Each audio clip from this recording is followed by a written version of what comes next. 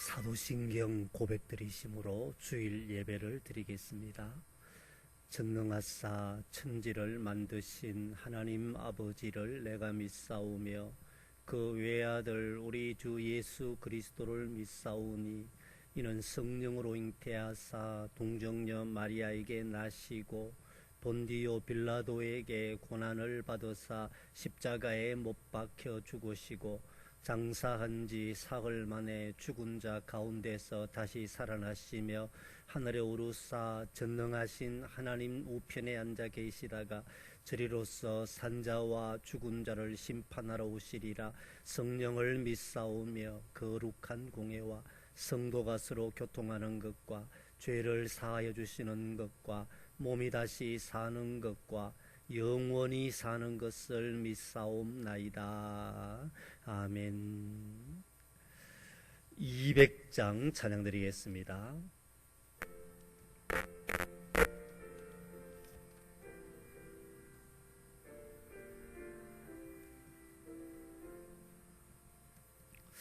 달고 묘한 그 말씀 생명의 말씀은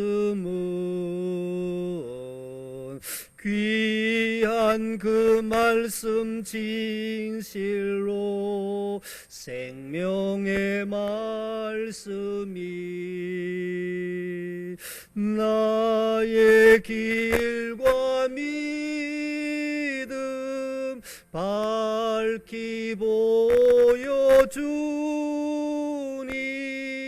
아름답고 귀한 말씀 생명샘이로다.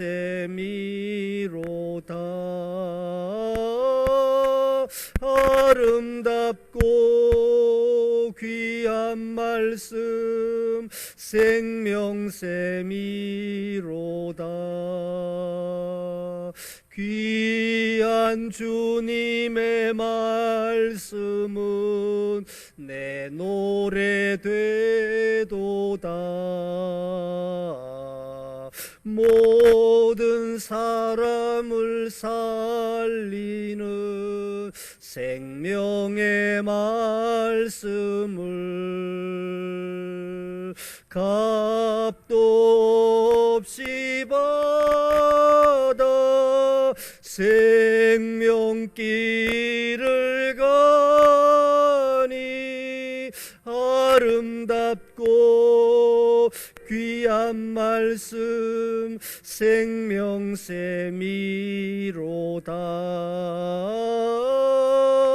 아름답고 귀한 말씀 생명샘이로다.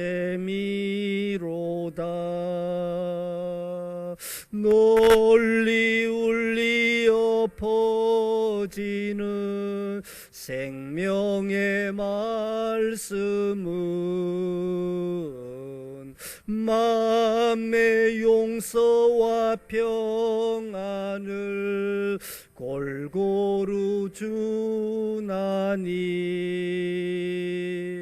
다만 예수 말씀 듣고 복을 받네. 아름답고 귀한 말씀 생명샘이로다. 아름답고 귀한 말씀 생명샘이로다. 아멘.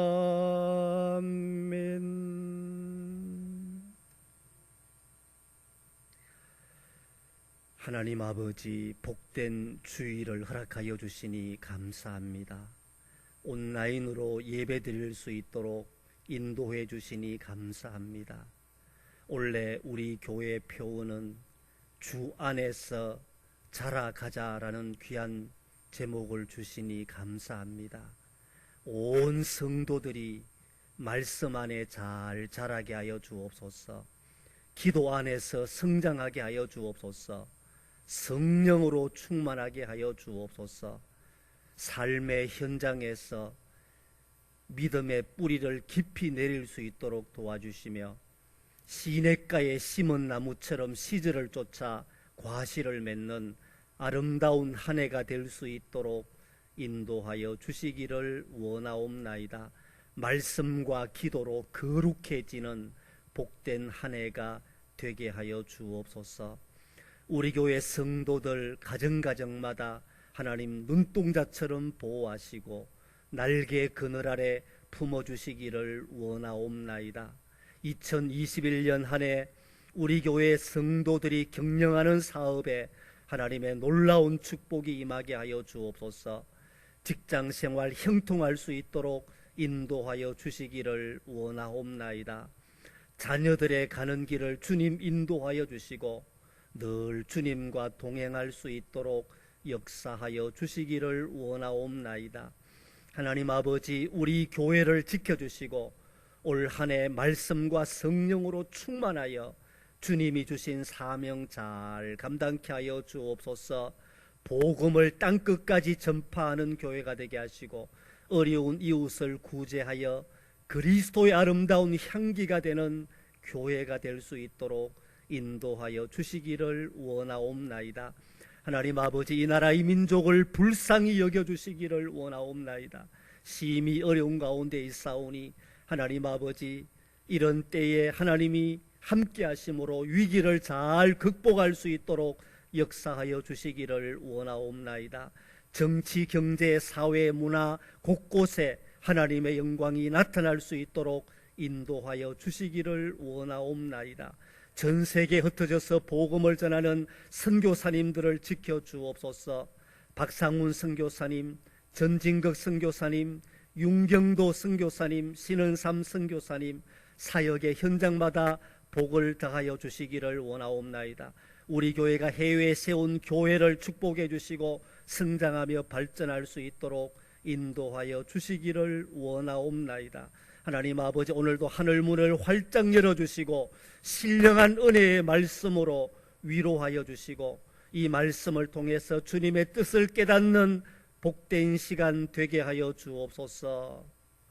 예수님의 이름으로 기도드리옵나이다. 아멘. 오늘 우리에게 주신 하나님의 말씀은 예레미야 예가 1장 1절에서 6절까지 말씀 봉독해 드리겠습니다. 예레미야 예가 1장 1절에서 6절까지 말씀입니다. 슬프다 이 성이여, 전에는 사람들이 많았더니 이제는 어찌 그리 적막하게 앉았는고. 전에는 열국 중에 크던 자가 이제는 과부같이 되었고, 전에는 열방 중에 공주였던 자가 이제는 강제 노동을 하는 자가 되었도다. 밤에는 슬피 우니 눈물이 뺨에 흐름이여 사랑하던 자들 중에 그에게 위로하는 자가 없고 친구들도 다 배반하여 원수들이 되었도다. 유다는 환난과 많은 고난 가운데에 사로잡혀 갔도다. 그가 열국 가운데 거주하면서 쉴 곳을 얻지 못하며 그를 핍박하는 모든 자들이 궁지에서 그를 뒤따라 잡았도다. 시온의 도로들이 슬프하며 절기를 지키려 나아가는 사람이 없음이로다. 모든 성문들이 적막하며 제사장들이 탄식하며 처녀들이 근심하며 시온도 곤고를 받았도다. 그의 대적들의 머리가 되고 그의 원수들이 형통함은 그의 죄가 많음으로 여호와께서 그를 곤고하게 하셨습니다. 어린 자녀들이 대적에게 사로잡혔도다. 딸 시온의 모든 영광이 떠나가며 그의 지도자들은 꼴을 찾지 못한 사슴들처럼 뒤쫓는 자 앞에서 힘없이 달아났도다. 아멘. 성도 여러분, 오늘 이렇게 온라인으로 또 만나 뵙게 되어 반갑습니다. 상황이 아직까지 많이 위중하고 또 어려워서 1월 말까지 온라인으로 예배를 드리겠습니다. 추운 날씨에 건강 관리 잘 하시고 또 삶의 현장에서 믿음으로 승리할 수 있기를 바랍니다. 예레미야 선지자를 가리켜 눈물의 선지자다, 우리가 그렇게 부릅니다. 그래서 예레미야서가 있고 예레미야 애가서가 따로 있습니다. 눈물로 우리에게 증거해 준 말씀이 기록된 것이지요. 오늘 우리는 이 예레미야의 눈물을 함께 생각해 보고 우리도 이런 애통한 마음을 가지고 신앙생활을 해야 되겠습니다.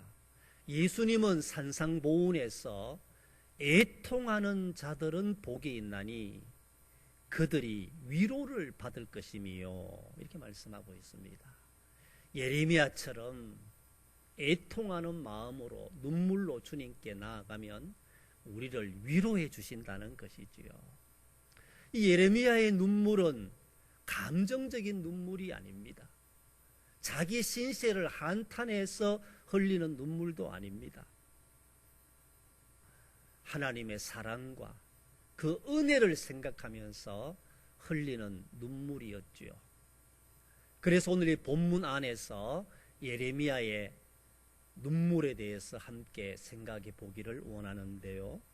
먼저 1절 이하에 보면 슬프다 이 성이여, 전에는 사람들이 많았더니 이제는 어찌 그리 적막하게 앉았는고. 2절에는 밤에는 슬피 우니 눈물이 뺨에 흐름이여, 이렇게 말씀을 하고 있습니다. 예루살렘은 이스라엘이 얼마나 귀하게 여기는 장소입니까? 거기에 성전이 있잖아요. 그 성전에 전에는 수많은 사람들이 모여서 하나님께 제사드리고 하나님께 예배드리면서 그렇게 많은 사람들이 예루살렘으로 올라왔는데 지금은 어찌 그리 적막한고, 어찌 그리 사람들이 보이지 않는고, 그 많던 사람들이 다 어디 갔느냐. 뺨에는 눈물이 흐름이여, 이렇게 슬픔의 눈물을 흘리고 있습니다.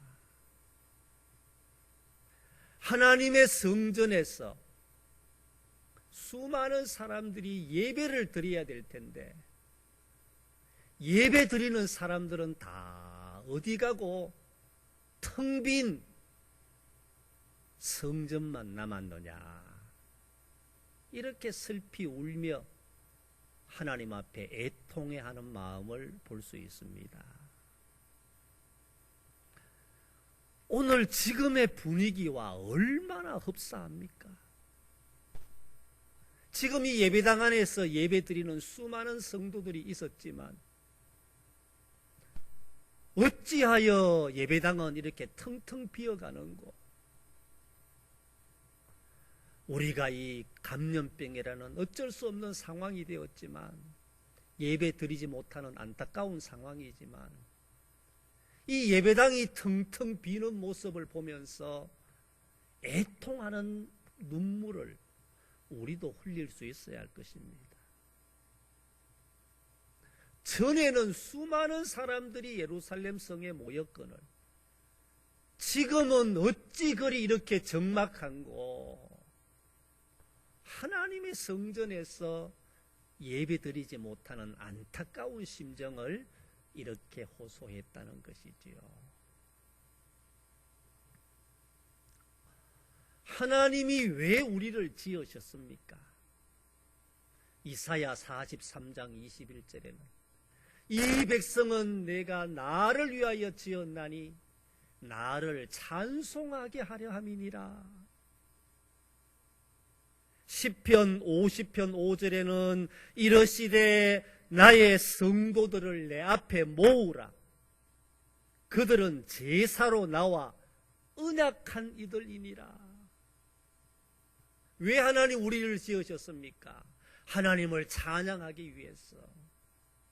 제사로 언약을 한 백성이기 때문에 나의 성도들을 내 앞에 모으라, 이렇게 말씀을 하고 있습니다. 바로 우리는 예배 드리기 위한 존재로 지음을 받았다는 것이지요. 그런데 안타깝게도 예배가 예배되지 못할 때에 우리의 심정이 얼마나 안타깝습니까? 전에는 성전 안에 사람들이 많았더니 지금은 왜 이렇게 적막한고? 우리가 영적으로 이런 안타까움을 느껴야 할 것입니다. 예수님은 요한복음 4장에서 수가성 사마리아 여인과의 자세한 대화를 소개를 하고 있습니다. 이 여자는 남편이 5 있었고 지금 있는 남편도 네 남편이 아니라고 했습니다. 그런데 이 여자의 마음속에 예배에 대한 갈급함이 있었잖아요. 인생이 기구하고 삶이 고단하고 힘들었지만 그 마음속에 영적인 갈증이 있었잖아요. 예배에 대한 목마름이 있었잖아요. 그래서 예수님을 만나고 어디서 예배를 드려야 됩니까? 장소를 물어봤지만 예수님은 영과 진리로 예배를 드려야 된다. 나를 믿는 자는 그 배에서 생수의 강이 흘러 넘쳐나리라. 예수님의 이 말씀을 듣고 이 여자가 예배자를 찾았잖아요.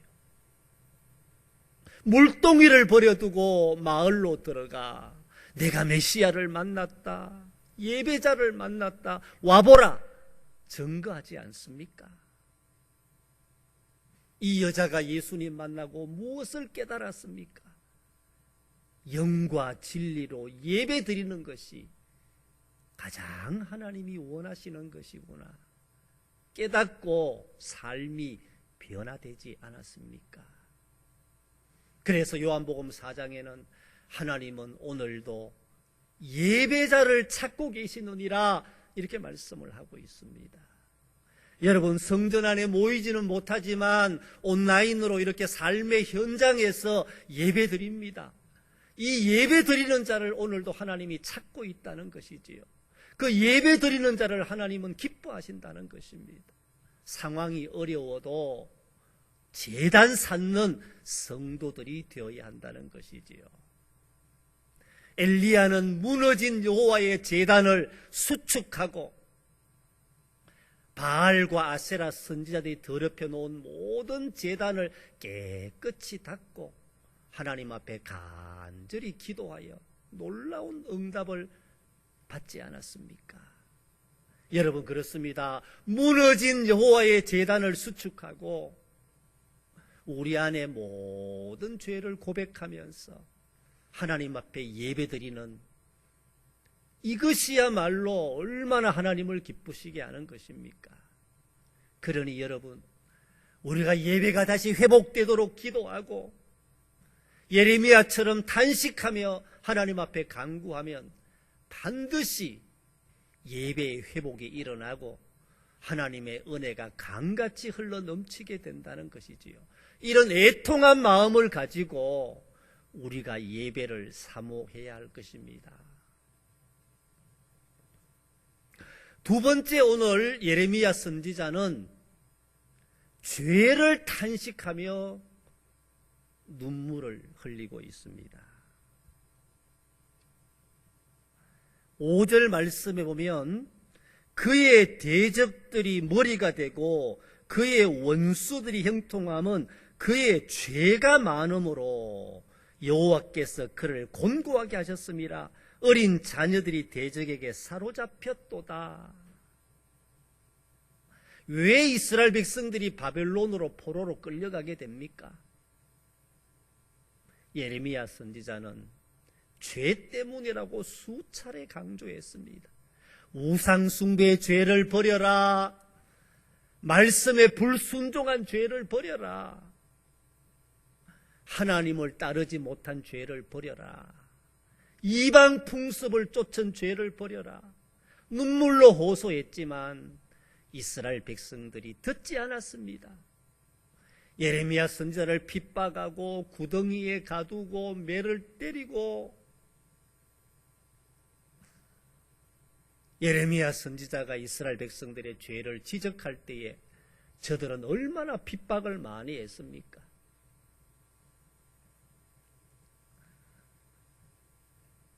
예레미야는 이스라엘 백성들의 죄를 생각하면서 하나님의 심판이 곧 있게 될 텐데 너희들이 죄를 회개해야 된다, 뉘우쳐야 된다, 눈물로 호소하며 이스라엘 백성들이 회개하기를 촉구했다는 것이지요. 죄를 깨닫고 흘리는 눈물이 얼마나 값진 눈물입니까? 나는 죄인입니다. 나를 떠나소서. 베드로가 주님 만나고 이런 고백을 했지 않습니까? 다윗도 밧세바와 범죄하고 난 이후에 그게 죄인 줄 몰랐습니다. 왕이면 그 정도 할 수 있을 줄로 알았습니다. 그때는 절대 왕정 시대니까 왕의 권위로 이 정도는 할 수 있다고 생각했습니다. 자기 기준은 그랬습니다. 그러나 나단 선지자가 찾아와서 다윗에게 죄를 지적할 때에 다윗은 그 자리에서 무릎을 꿇잖아요. 눈물로 침상을 적시며 자기 죄를 회개하잖아요.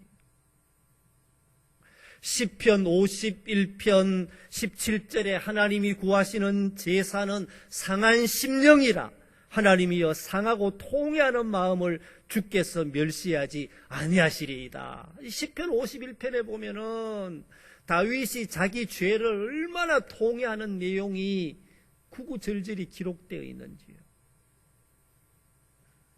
죄라고 깨닫고 난 이후에는 다윗은 그 자리에서 무릎을 꿇었다는 것이지요. 나단 선지자의 말을 하나님의 말씀으로 들었다는 것입니다. 자신의 수치가 드러나는 것을 감내했다는 것이지요.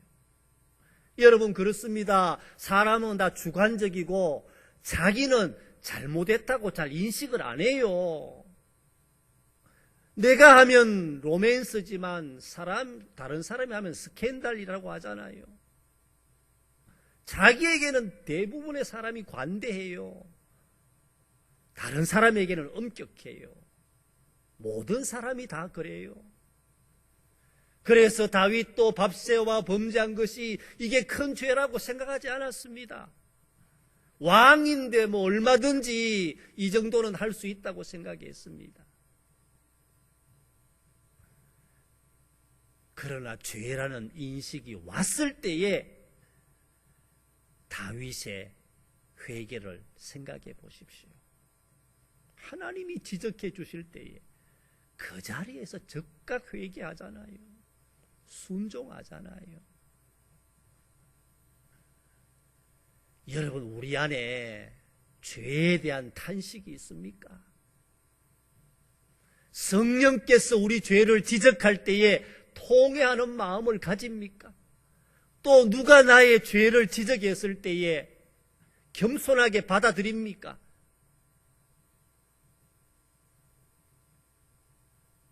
예레미야 선지자는 이스라엘 백성들의 죄를 생각하면서 탄식하며 눈물로 하나님께 기도했다는 거죠. 오늘 우리의 문제가 무엇입니까? 죄 문제입니다. 내 심령이 깨끗하면 세상에 무엇이 두렵습니까? 무엇이 겁납니까? 그러나 내 속에 죄가 있고 고백하지 않은 것이 있으면 누가 말하지 않아도 자기가 자기 속에 증거가 돼요. 영적 침체가 와요. 슬픔이 와요. 삶의 의욕이 떨어져요. 죄에 민감하게 반응해야 돼요. 죄를 보고 탄식하며 눈물을 흘려야 돼요. 이것이 영적으로 깨어있는 사람이에요. 예수님 앞에 옥합을 깨뜨린 여인, 예수님 이렇게 말씀했습니다. 이 여자가 많은 죄를 사함받았도다. 자기 죄를 생각하니까 옥합을 깨뜨리는 용기가 나왔다는 거죠. 예수님의 장례도 물론 생각했지만 이 여자는 많은 죄를 용서함 받았도다. 예수님 말씀하시지 않았습니까? 죄 용서받게 되면 그 사랑에 감사해서 헌신이 나오게 되는 것입니다. 베드로도 말씀이 생각나서 회개하고 뉘우치지 않았습니까? 그러니 여러분, 우리 개인의 죄도 하나님 앞에 용서를 구하고 나라와 민족의 죄도 하나님 앞에 용서를 구해야 할 것입니다. 성경의 여러 부분에 보면 이 전염병 죄로 인해서 하나님의 심판하는 경우가 많았습니다. 까닭 없이 이런 상황이 왔겠습니까? 그러니 우리는 모두가 회개하며 뉘우치며 우리 죄를 고백하고 하나님 앞에 용서를 구해야 할 것입니다. 그것이 바로 애통하는 사람의 자세입니다. 자신의 죄를 애통해야 하고 혹시 가정에 있을 죄를 하나님 앞에 고백하고 교회가 지은 죄를 고백하고 나라와 민족이 지은 죄를 고백할 때에 하나님께서 은혜를 베풀어 주시고 긍휼을 베풀어 주신다는 것이지요. 여러분 그렇습니다. 우리 죄를 회개하는 이 자복하는 마음, 애통하는 마음을 가져야 할 것입니다. 바로 예레미야 선지자의 눈물은 죄를 회개하고 애통해하는 눈물이었습니다. 마지막 세 번째는 영광이 떠난 눈물을 흘리고 있습니다. 6절에 보면은 딸 시온의 모든 영광이 떠나가며 그의 지도자들은 꼴을 찾지 못한 사슴들처럼 뒤쫓는 자 앞에서 힘없이 달아났도다. 예레미야 선지자의 눈물은 슬픔의 눈물이었습니다. 예배를 드리지 못하는 슬픔의 눈물. 예레미야 선지자의 눈물은 죄를 회개하는 탄식의 눈물이었습니다. 그리고 예레미야 선지자의 눈물은 하나님의 영광이 떠난 것을 애통해하며 흘리는 눈물이었습니다. 딸 시온의 모든 영광이 떠나갔으며 그 예루살렘 성 시온 성에 하나님의 영광이 가득했는데 그 영광이 다 떠나갔다는 거죠. 하나님의 영광이 떠나면 더 이상 예루살렘은 예루살렘이 아닙니다. 더 이상 시온은 시온이 아닙니다. 하나님의 영광이 머물러 있을 때 예루살렘이 되고 시온이 되는 거죠. 장차 멸망당할 예루살렘 성을 생각하니까 예레미야 선지자들은 하나님의 영광이 이렇게 떠나갔구나, 그 영광이 떠나간 것을 탄식하며 애통해했다는 것이지요. 엘리 제사장의 며느리가 아이를 낳다가 죽어가는 모습을 사무엘상 4장 21절 이하에 이렇게 기록하고 있습니다. 이러기를 영광이 이스라엘에서 떠났다 하고 아이 이름을 이가봇이라 하였으니 하나님의 괴가 빼앗겼고 그의 시아버지와 남편이 죽었기 때문이며, 또 이러기를 하나님의 괴를 빼앗겼으므로 영광이 이스라엘에서 떠났다 하였더라. 이 엘리 제사장의 며느리가 아이를 낳다가 죽어가면서 아이 이름을 이가봇이라 해라. 그 이가봇의 뜻이 무엇입니까? 하나님의 영광이 떠났다는 거죠. 이스라엘 백성들이 범죄하고 타락함으로 하나님의 영광이 떠나고 괴가 빼앗겼고 불순종함으로 이제 하나님의 영광이 떠나갔도다. 이렇게 탄식하는 모습을 보게 됩니다. 여러분, 하나님의 영광이 떠나가면 남는 게 무엇입니까? 폐허와 절망과 탄식뿐입니다. 그래서 예레미야 선지자는 하나님이 영광이 떠나갔기에 탄식하며 눈물을 흘리면서 애통해하는 모습을 볼 수가 있습니다. 나라와 민족이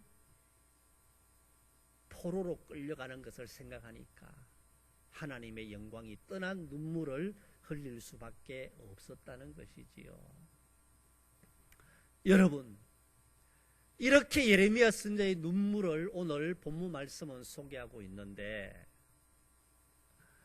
신약 성경에 가면 예수님이 3번 눈물을 흘리셨어요.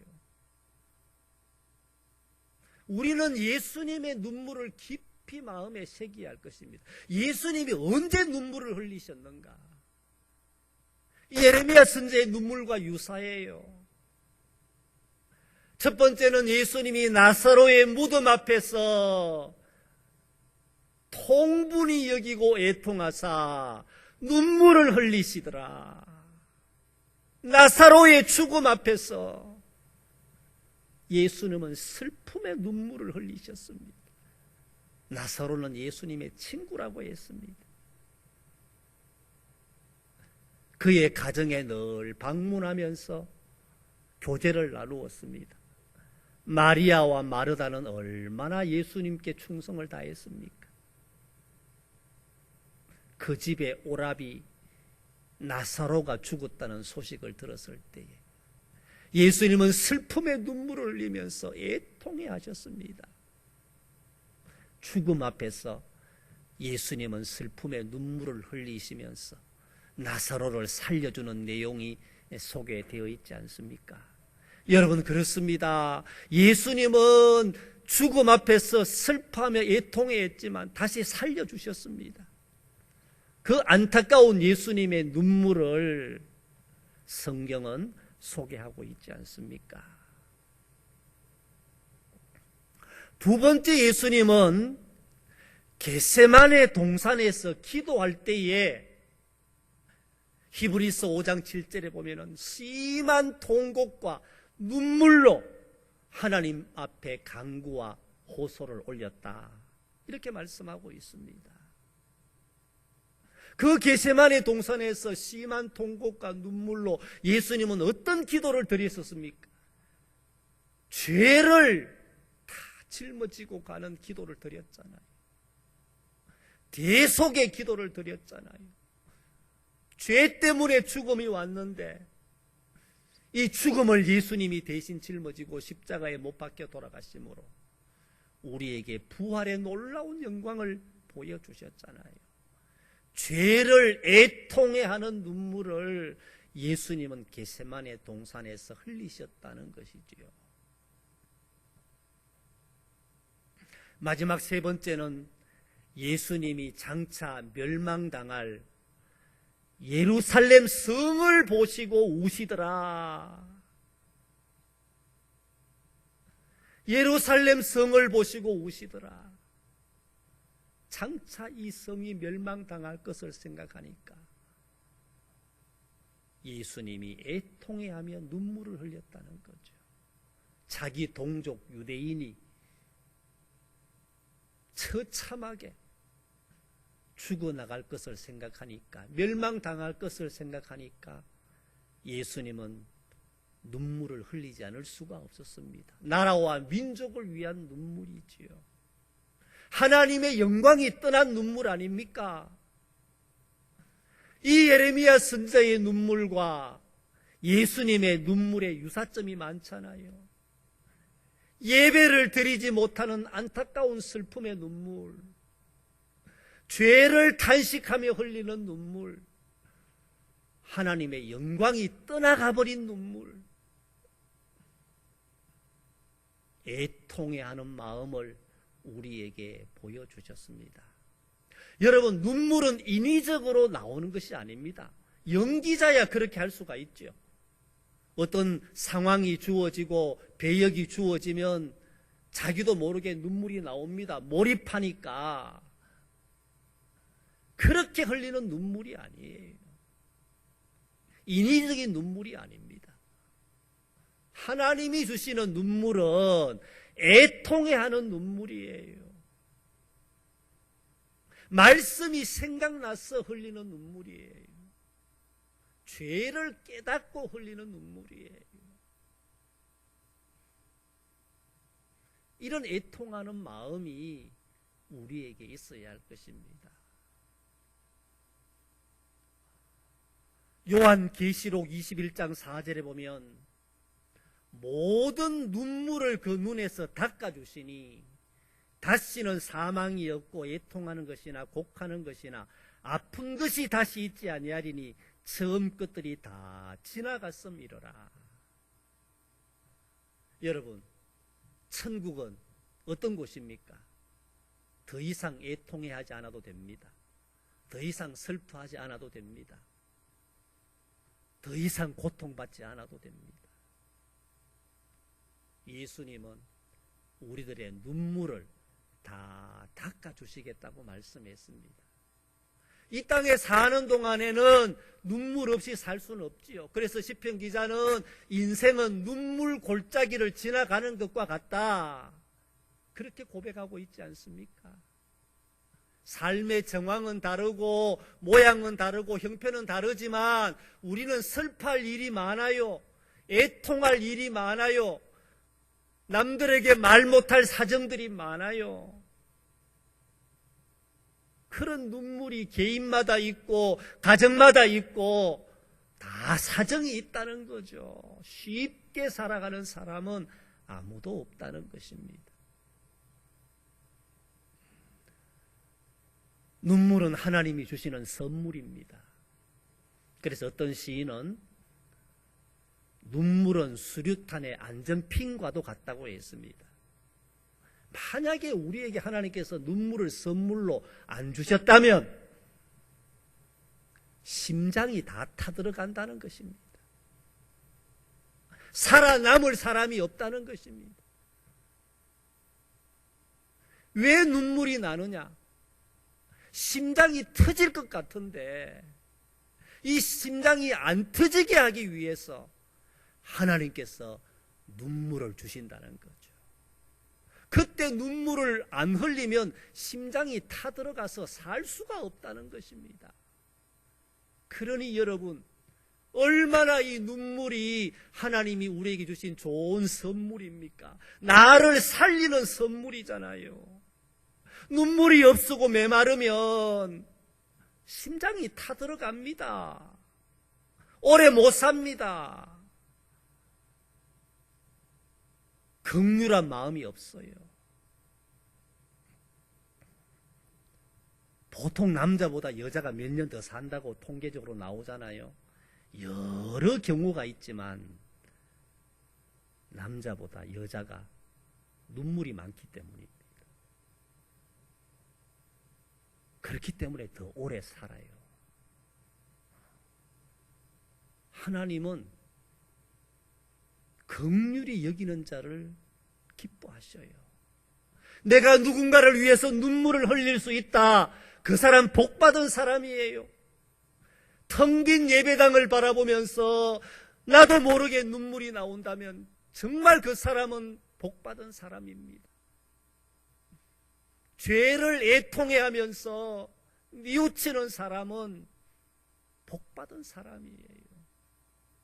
하나님의 영광이 떠난 모습을 보고 안타까워하는 사람은 참으로 복받은 사람입니다.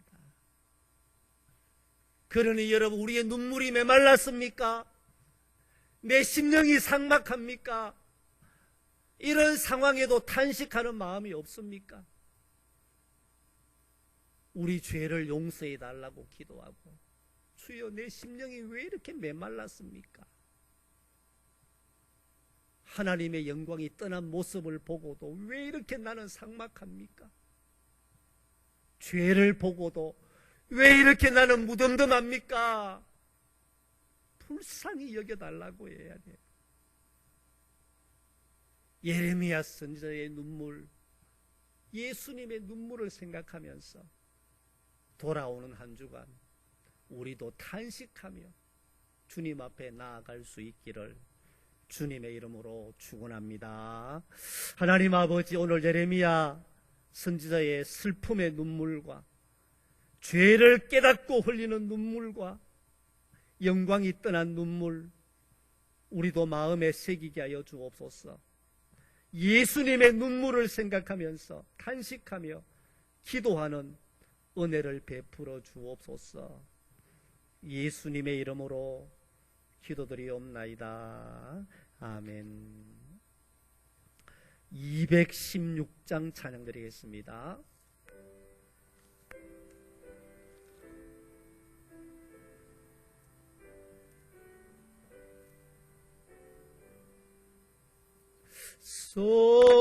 성자의 귀한 몸 날 위하여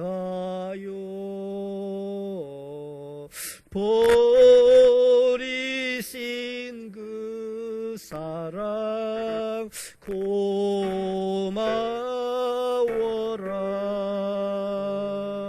내 머리 숙여서 주님께 비는 날 나 무엇 주님께 바치리까. 지금도 날 위해 간구하심 이 어떤 믿음이 아옵나니. 주님의 참사랑 고맙고 놀라워 찬송과 기도를 쉬지 않네. 주님의 십자가 나도 지고 신실한 믿음과 마음으로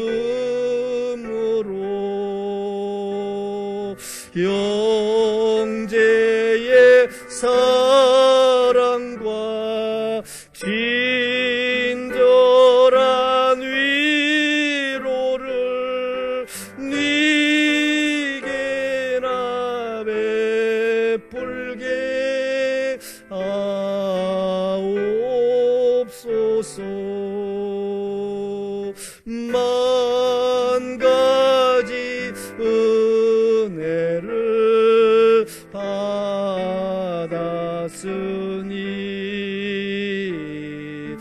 내 평생 슬프나 즐거우나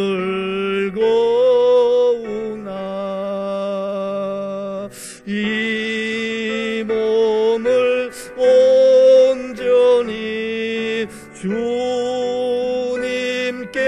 바쳐서 주님만 위하여 늘 살겠네.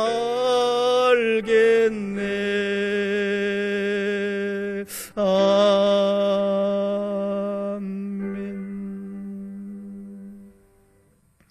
지금은 우리 주 예수 그리스도의 은혜와 하나님 아버지의 변함없으신 사랑하심과 성령님의 감동, 감화, 인도, 교통하심이 예레미야의 눈물을 생각하며 애통하는 자는 복이 있나니 그들이 위로를 받을 것이며 말씀 안에서 믿음으로 승리하기를 다짐하는 온 교회 성도들 머리머리 위에 이제로부터 영원토록 함께 있을지어다. 아멘.